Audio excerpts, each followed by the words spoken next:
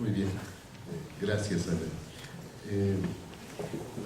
La última presentación de esta sesión corresponde al doctor Sergio Tamayo. El doctor Tamayo es arquitecto egresado de la UAM Azcapotzalco, maestro en urbanismo por la Facultad de Arquitectura de la UNAM y doctor en sociología por la University of Texas at Austin. Profesor investigador, es actualmente profesor investigador de la UAM, coordinador del grupo de análisis político del Departamento de Sociología de la Unidad Azcapotzalco. Es autor de más de 100 artículos y libros distintos sobre sus líneas de investigación, que rápidamente podrían mencionarse como identidades colectivas y movimientos sociales, cultura política y prácticas de ciudadanía y metodologías cualitativas. Ha sido profesor invitado en la Escuela de Arquitectura y la Maestría en Desarrollo Regional de la Universidad de Chiapas, de la ENA, de la Escuela de Arquitectura de la Universidad Nacional de Ingeniería en Nicaragua, en fin, del CIESAS, hasta de Cochabamba, etc. Algunos de sus libros más recientes de su autoría son Identidades Urbanas, con Catherine Wilder, Los últimos 100 años, los próximos 100, con Ariel Rodríguez Curi, Espacios Ciudadanos, la cultura política de la Ciudad de México, y con Lidia Tamayo coordinó El arpa de la modernidad. Le cedemos la palabra al doctor Tamayo. Bueno, pues agradezco muchísimo, yo sí, especialmente a Eduardo, a Raúl, a Ana Rosas, a todo el grupo de Cultura Urbana, la invitación para platicar con ustedes sobre mi lectura, relectura, poslectura de la obra de Néstor García Canclini.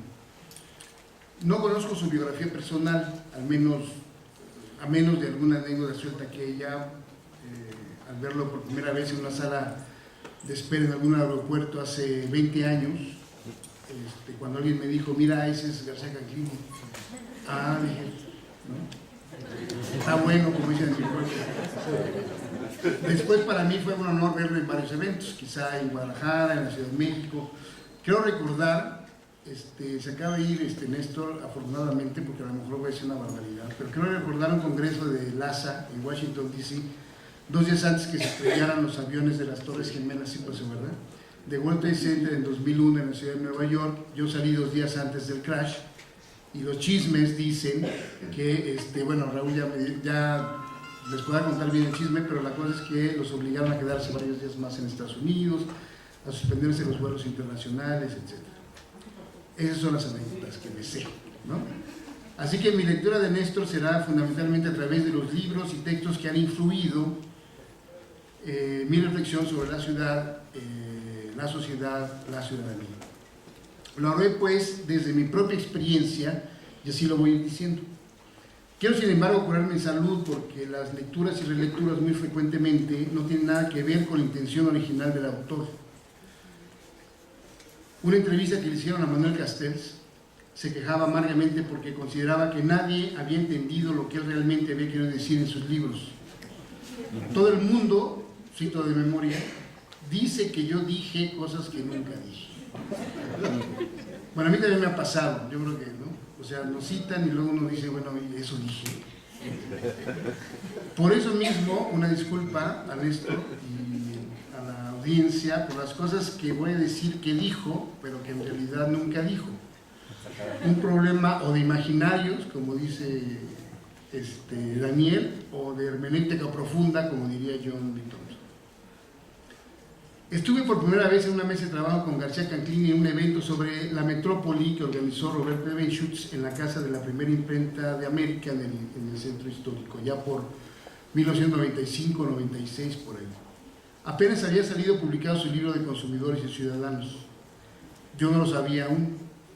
Había regresado de hacer el doctorado en la Universidad de Texas, trabajando con Brian Roberts, y venía con la idea de teorizar sobre una ciudadanía que se construía socialmente, que se construía en confrontación entre grupos de ciudadanos con distintas visiones y proyectos de nación, que confrontaba y construía en esa lucha un espacio público contestatario, que de eso voy a platicar más adelante.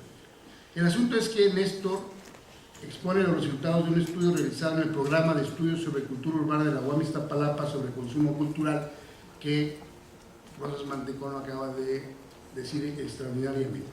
El estudio, como pueden ver con lo que habló Ana Rosas, pues, contundente. El contexto era la crisis económica de los 80, el inicio del desmantelamiento de las empresas del Estado, el deterioro impresionante de edificios de consumo colectivo, cines, centros comerciales, depreciación del espacio público de la ciudad, calles, parques, plazas. La gente prefería, con el avance tecnológico, rentar películas y encerrarse en sus casas. En un libro que coordiné con Ariel Rodríguez Curi, titulado Los últimos 100 años, los próximos 100, Néstor lo explica en un capítulo titulado México, DF, ahora entiendo por qué, ¿no? México, DF, Cultura y Sociedad en el 2010. Se había dado una declinación de los espectadores de 90 millones por año a unos 29 millones en 1995. Se producía una regresión hacia lo privado, al individualismo, al particulturalismo. Debo decir que me costaba mucho trabajo entender esto del todo. En la arquitectura se estaba dando la vuelta al espacio doméstico conservador, protector del infernal e inseguro espacio público, de la calle, el lugar de todo, hasta de la multitud siniestra y la delincuencia, entendida así por Luis Barragán, quien se había convertido en el símbolo de la arquitectura mexicana, conservadora. Era el nuevo paradigma. Yo no podía aceptar eso. Cuando asumía con Jordi Borges y Kerry Lefebvre el concepto del derecho a la ciudad, entendía la ciudad como espacio público. Y aquí, bueno, sin ánimo de polemizar, quiero decir que a mí sí me gusta más hablar de espacio público que de esfera pública. Un poco el comentario que hacía, bueno, eso es otra historia, otra discusión, ¿no? Entonces, el asunto es la ciudad como espacio público, como colectividad de la solidaridad, de la participación. Es en la ciudad capitalista en donde incluso los ámbitos públicos y privados se articulan constantemente, pero se confrontan también. En fin, en esa discusión, recuerdo en ese primer encuentro con Néstor, pues no fue muy cordial, ¿no? Igual ya no te acuerdas, pero fue así como que diciendo, pues este cuate aquí. Debí entender que el estudio se situaba en ese contexto de transformación económica, política y cultural que comento, y representaba una transición hacia otro estado de organización urbana. Así, en esa transición, ya durante los 90, los cines, teatros, espectáculos, sean estos en contenedores o en plazas, se masificaron. Por eso, algo que me impactó o que me ha impactado profundamente de la calidad académica de Néstor fue la autocrítica que él mismo presentó en ese trabajo citado del México, DF. Dijo, quiero partir de una autocrítica, pues hemos tenido que rectificar varias veces ideas que habíamos ido construyendo acerca de lo que estaba transformándose en la ciudad. La rectificación, sin embargo, desde mi perspectiva, no debería entenderse como la negación de hipótesis, sino como la posibilidad de diversas formas de explicación de la complejización de un fenómeno. Debería entenderse, digo, como parte de los resultados inevitables de la investigación y sobre todo del contexto en que se mueve. Pero ello requiere efectivamente que el investigador sea crítico, como decía Ana Rosas, pero autocrítico. Y esto implica que esté formado con ética y profesionalismo, y eso creo es lo que es Néstor precisamente. Un ejemplo para muchos de nosotros, desde antes, pero fundamentalmente cuando leí eso, o sea, no es fácil decirlo. Durante los 90 el uso de los espacios públicos efectivamente aumentó, pero se vinculaba con una fuerte saturación de otros espacios de consumo privado, especialmente la televisión. Dice Néstor, cuando comenzó a ocurrir la alternancia televisiva, y esto me encanta, o sea, cuando surgió Televisión Azteca, se pensaba que nada puede ser peor que Televisa, Y sí hubo algo peor. Estoy además totalmente de acuerdo con la afirmación. No estamos solos ante un predominio de la videocultura sobre la vida cotidiana, sobre la apropiación directa de espacios en la ciudad, sino en un juego pendular, eso me parece muy importante, entre la descentralización de la oferta cultural y comunicacional, que básicamente es la descentralización promovida por estas redes masivas de comunicación y las nuevas tecnologías, y al mismo tiempo una recentralización y reterritorialización. Podemos evocar, entre otros ejemplos, los conciertos en el Zócalo, y ahora hay muchísimos más ejemplos en muchos lugares, que hacen pensar en la reactivación de esta plaza central no solo como lugar de manifestaciones políticas, sociales y de protesta, sino como parte de la revitalización de un eje, Zócalo, monumento del Ángel Chapultepec, como eje ordenador y horizonte de la ciudad. Bueno, con esta frase quisiera entonces vincular al segundo tema de mi relectura, sobre un referente fundamental. Entre 1994 y 2002, formé parte del área de estudios urbanos de la UAM Azcapotzalco y del posgrado de diseño en la línea del mismo nombre. Como una forma de extender mis estudios sobre ciudadanía, observé las transformaciones de las prácticas ciudadanas en la ciudad, pero había que contextualizar el estudio, explicar la ciudad en tanto escenario de prácticas y como derecho ciudadano. Me pareció interesante analizar entonces a la ciudad visible, pensando en esa idea de Néstor de la inconmensurabilidad e inabarcabilidad de la ciudad. Dice, la inabarcabilidad se agudiza en tanto la capital de México, de modo semejante a otras megalópolis. Se desarrolla como ciudad global, nudo de interconexiones comunicacionales, servicios y migraciones que la comunican intensamente con muchas otras regiones de Norte, Centro y Sudamérica, de Europa y Asia. Una manera entonces de pensar la ciudad era a partir de sus espacios globales y de las representaciones arquitectónicas y urbanísticas de la globalización. El título de mi trabajo fue Archipiélagos de la modernidad urbana. Me gustó el hecho que mis investigaciones, ubicando estas principales arquitecturas monumentales de la modernidad de la ciudad, de repente coincidieran socioespacialmente con varios teóricos sobre la urbanización y transformación de la ciudad. Los archipiélagos de la modernidad mostraban a la ciudad visible y en contraste, por supuesto, evidenciaban una ciudad invisible. Los archipiélagos armonizaban con la visión de las zonas ecológicas de Peter Ward, concordaban con los espacios de la mundialización de una geógrafa, Patricia de Oliveira, se amoldaban perfectamente con la teoría de la centralidad metropolitana de Óscar Terrazas y convergían, sobre todo, con precisión en la espacialización del consumo cultural de Néstor Casacatlín, que es precisamente a partir del eje que comentaba, es decir, que va del Zócalo, Reforma, Ángel Chapultepec, y triangula con el eje de Insurgente Sur hasta Ciudad Universitaria y Pérez Sur. Eso fue en 1999. En 2009, ese espacio se intensifica en términos de espacios o archipiélagos de la modernidad o espacios de mundialización, etc.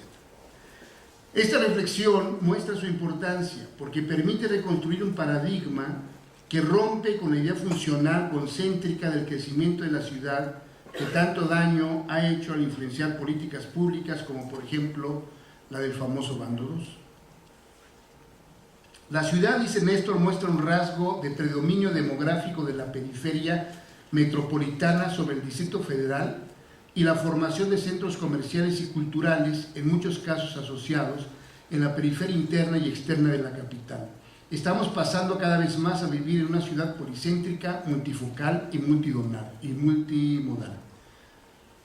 Yo creo, y además al oír la conferencia magistral o la magistrable de Francisco Cruces, y además ver esto, y además todos los trabajos del grupo de antropología y etcétera, que los urbanistas y planificadores deberían hacer efectivamente más caso a los estudios sobre toda esta perspectiva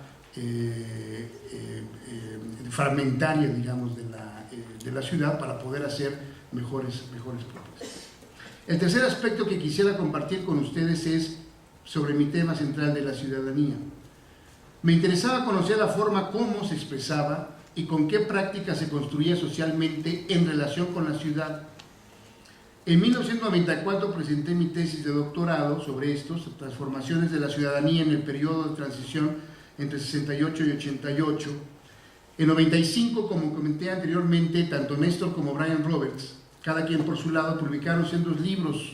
Néstor, el de Consumidores y Ciudadanos, también ya explicado muy bien por Ana Rosas, y Brian, el título de The Making of Citizens, la formación de ciudadanos. Los primeros libros sobre el tema en América Latina. No había otros. Bueno, estaba el de Carvalho sobre ciudadanía en Brasil, que era una perspectiva más desde Thomas Marshall. Pero prácticamente después de él no había ningún otro. Ambos autores fueron fundamentales para revisar y actualizar mi tesis para publicar en 99 con el título Los 20 Octubres Mexicanos, Identidades Colectivas y Ciudadanías. Pero la influencia no terminó ahí. También está el de Espacios Ciudadanos, el de Identidades Urbanas, el de Crítica de la Ciudadanía, que reflejan claramente su autoría. Me permitió pensar este concepto desde una visión sociológica, debo decir, pero profundamente cultural, vinculado a las identidades colectivas. Había que mostrar a una ciudadanía dinámica, formada y transformada históricamente por actores sociales. Su práctica obedeciendo a sí mismo a formas de identidad, porque ser ciudadano implicaba también un proceso de construcción de identidad colectiva. García Canclini resalta ahí la ciudadanía en esa visión holística de América Latina y la definió como ese acto de compartir experiencias sociales y culturales que dan sentido de pertenencia a una comunidad. Esta implicación cultural me ayudó a comprender la identidad del ciudadano y la manera como se expresaba en la solidaridad del grupo. Pero había que advertir también, y eso también me ayudó, en el sentido de que esa cuestión se fortalecía con la estigmatización de la otredad. Así la ciudadanía era internamente inclusiva, pero externamente es excluyente. Por eso cuando me refiero a la identidad no pienso en un valor ético inamovible, sino en una forma de expresar prácticas culturales contradictorias y en una tensión inevitable entre incluidos y excluidos. De ahí que la visión de Néstor me ayudó a pensar la ciudadanía como identidad colectiva, que se confronta siempre con la diferencia, la exclusión y la diversidad. Es esta tensión la que califica a las distintas formas de identidad y por consiguiente a las distintas prácticas de ciudadanía que siempre estarán en confrontación. Un cuarto aspecto es en torno al tema de la globalización imaginada. A partir de 2005 cambié de adscripción de la División de Diseño al Departamento de Sociología, pero siempre en la UAM Azcapotzalco. Los temas que discutí con colegas y alumnos en torno a la ciudadanía, la modernidad y la globalización tocaban siempre las producciones de Néstor. ¿Será que mucha de mi perspectiva cultural a los fenómenos sociales se lo debo a la afabilidad con que el grupo de antropología de la UAM Iztapalapa ha recibido mis inquietudes de investigación y ha aprendido mucho de ellos, aunque nunca me han invitado? Son muy afables, pero no lo agradezco, yo he aprendido de ellos mucho. La perspectiva con la que he analizado la mundialización, los movimientos sociales, la ciudadanía, está fuertemente apegada a los métodos cualitativos, la etnografía, el análisis situacional, la cultura urbana y la cultura política. En la discusión sobre globalización, entonces, un aspecto fundamental es el análisis que hacemos del libro de Néstor de ese objeto cultural no identificado, como él la califica, y el estudio desde las narrativas y las metáforas, como también hacía mención Francisco Crucis. Quiero pensar la globalización, dice Néstor, desde los relatos que muestran junto con su existencia pública la intimidad de los contactos interculturales sin los que no sería lo que es. En tanto, la globalización no solo homogeniza y nos vuelve más próximos, sino que multiplica las diferencias y engendra nuevas desigualdades. No se puede valorar la versión oficial de las finanzas y de los medios de comunicación globalizados que nos prometen estar en todas partes sin comprender al mismo tiempo la seducción y el pánico de llegar fácilmente a ciertos lugares y acercarnos a seres diferentes. También el riesgo de ser excluidos o de sentirse condenados a convivir con los que no buscábamos. La globalización no se entiende sin los dramas de la interculturalidad y la exclusión, las agresiones o autodefensas crueles del racismo y las disputas amplificadas a escala del mundo por diferenciar los otros que elegimos de los vecinos por obligación. La globalización sin interculturalidad es un OCNI, o sea, objeto cultural no identificado. Desde la sociología y desde los estudios urbanos diría, la globalización como ese marco de explicación económica internacional y de crecimiento y aceleración de redes económicas sería un concepto incompleto sin su articulación y no solo como campo autónomo del análisis de la cultura, de la intervención de actores y sujetos sociales y del conflicto. Para mí esa es la neta, digamos. Entonces, hay muchos temas más que podría conversar con ustedes sobre la vida académica de Néstor, o temas que me han influido. Por ejemplo, hay un debate padrísimo que me tocó revivir con Pablo Vila, que además me dio muchísimo gusto verlo aquí ahora en el evento de Néstor, y su especialización en los métodos cualitativos sobre la entrevista con fotografía. Tiene unos trabajos sensacionales. Pero tiene que ver también con esto, pero también con una discusión. Es una aproximación metodológica que está expuesta, además, en algunos ensayos míos sobre el análisis situacional y la etnografía urbana y política de la protesta. Y un referente, efectivamente, de discusión entre Pablo Vila y Néstor, o por lo menos mi lectura, relectura y por lectura de los dos, ¿verdad? Está en función del libro precisamente La ciudad de los viajeros que hizo con Ana Rosas Mantejón y Alejandro Castellanos, y la metodología utilizada por Néstor usando audiovisuales y películas clásicas sobre la ciudad y provocando una discusión colectiva con grupos de entrevistados, etc. La discusión metodológica, no voy a profundizar, es cuál es la diferencia al utilizar este método o el de Pablo Vila con el uso exclusivo de fotografías. Hay una discusión epistemológica que por lo menos yo he rescatado y ahí sí, desgraciadamente debo decir que me he inclinado más a la cuestión de las entrevistas con fotografía de Pablo Vila, pero bueno, ya esa es otra historia. Como podría ser también otros textos de Pablo con Pierre Bourdieu y la sociología de la cultura, etc. En fin, para no alargarme por los tiempos, etcétera, me parece que Néstor es, y vean que sin conocerlo de otra forma, me parece un productor de ideas, creativo, reflexivo, contundente. Me parece íntegro porque es autocrítico con honestidad académica, y yo creo que eso es una muy buena enseñanza. Es ilustrador de procesos culturales, dialéctico e innovador. Así me parece no es fácil ser el formador y guía de tantos investigadores y estudiosos de la sociedad y la cultura, como podemos ver en la UAM Iztapalapa, y seguramente seguirá siendo. Felicidades, Néstor, y muchas gracias por su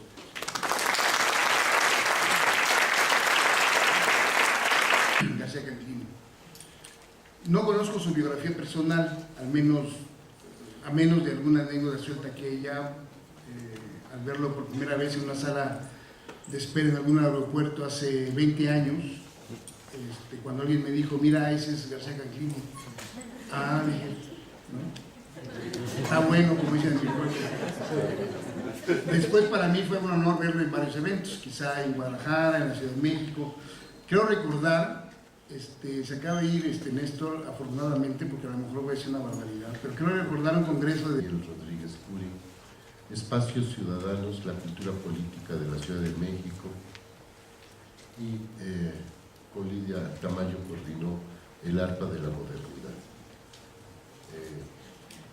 Le cedemos la palabra al doctor Tamayo.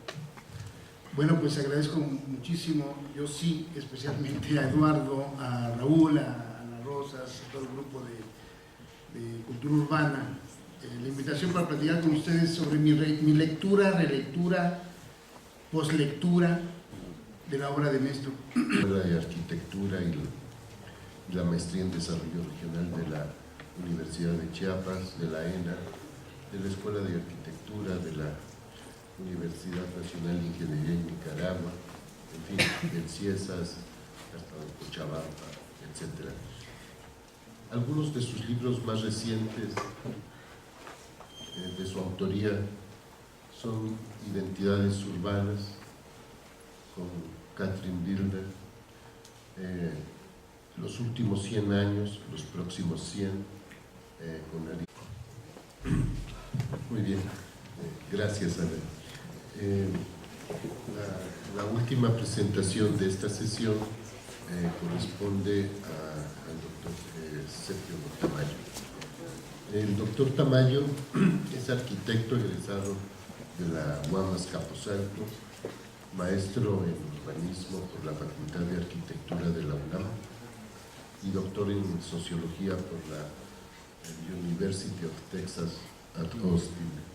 Profesor investigador, es actualmente profesor investigador de la UAM, coordinador del grupo de análisis político del Departamento de Sociología de la Unidad Azcapotzalco. Es autor de más de 100 artículos y libros distintos sobre sus líneas de investigación, que rápidamente podrían mencionarse como identidades colectivas y movimientos sociales, cultura política y prácticas de ciudadanía y metodologías cualitativas. Ha sido profesor invitado en la Escuela